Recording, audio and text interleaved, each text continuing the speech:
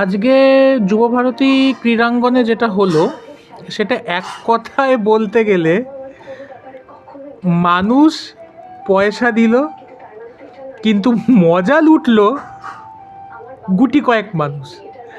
অর্থাৎ মানুষ সে তার কষ্টে অর্জিত টাকা দিয়ে টিকিট কাটলো, তারা মেসিকে দেখতে গেল, কিন্তু মজাটা লুটে দিল গুটি কয়েক মানুষ, যারা মেসির চারপাশে ঘুরে সেলফি দিয়ে তারা মজাটা লুটলো।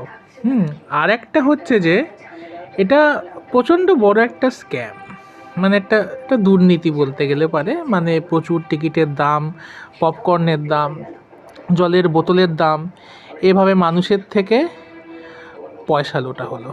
পয়সা লুটে মানুষ যে দেখতে গেল তারা দেখতেই পেল না।